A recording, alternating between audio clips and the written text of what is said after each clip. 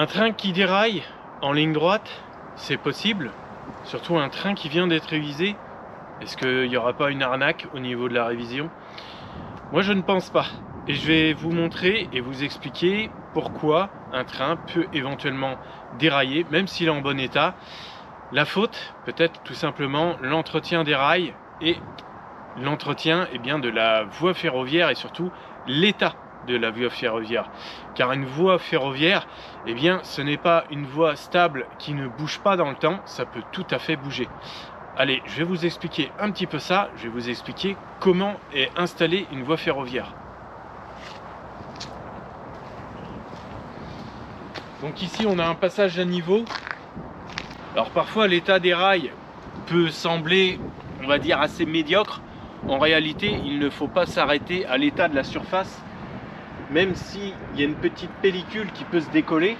Ça c'est vraiment un dégât superficiel en réalité.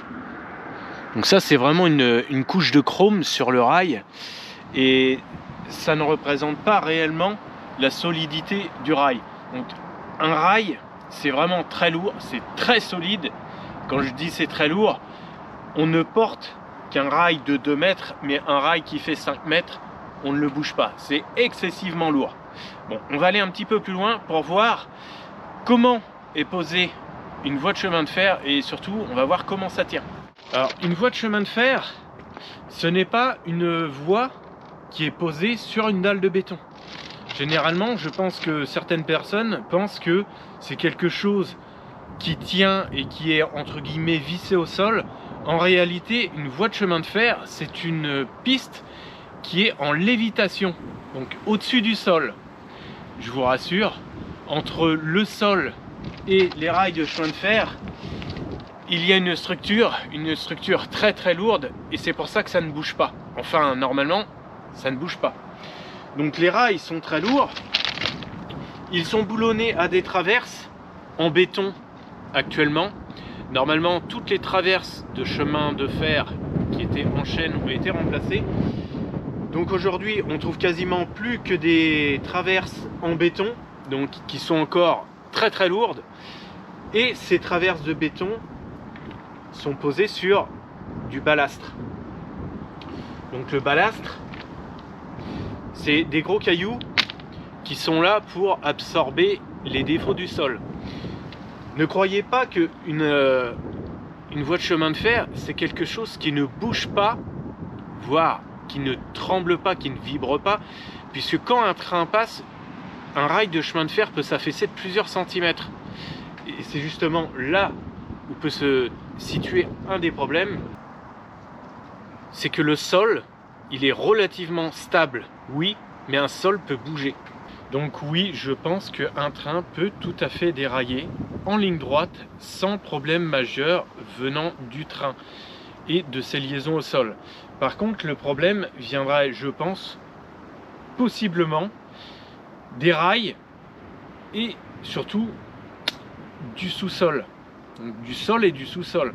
Parce qu'il suffirait que le sol se tasse un petit peu et je pense que même à l'œil, ça ne se verra pas forcément, mais quand le train va passer sur un rail, va passer sur une portion de voie ferrée, la voie ferrée peut s'affaisser éventuellement que d'un côté, et c'est là que ce sera vraiment le pire. Si on a un rail sur les deux qui s'affaisse, ça va faire un petit peu pencher, voire bouger le train. Ça peut le faire aussi trembler. Avec la vitesse très élevée, parfois 200 km/h, voire plus, ça peut empirer les choses. Donc le train va passer dans une cuvette et ensuite il va faire un mouvement de balancier. En plus de ça, après la cuvette, il va remonter. Ça peut accentuer encore plus un mouvement de balancier et c'est pour ça que ça peut bouger énormément au point de faire, tout simplement, dérailler le train et ça peut faire chavirer donc les voitures ou les wagons. Donc c'est bizarre, mais à l'œil, ça peut ne pas se voir parce que nous, on ne voit pas ce qu'il y a sous le balastre. Et surtout, quand un train passe, on ne voit pas vraiment si les rails bougent un tout petit peu ou ils s'enfoncent beaucoup. Parce que les rails sont très longs et ça ne bouge quasiment pas.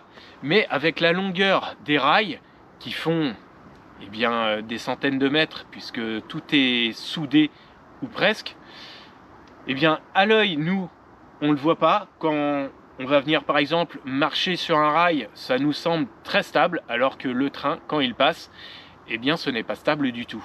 Parfois, c'est même très très mou et le train peut écraser les rails de plusieurs centimètres.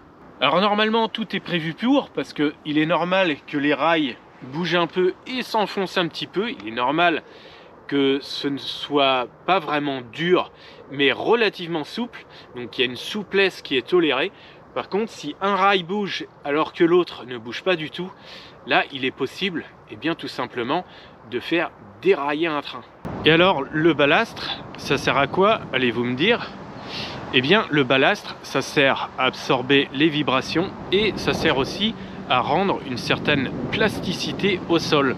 Comme je le disais, les rails ne sont pas posés juste sur des traverses de chemin de fer, mais sont posés sur une surface relativement souple.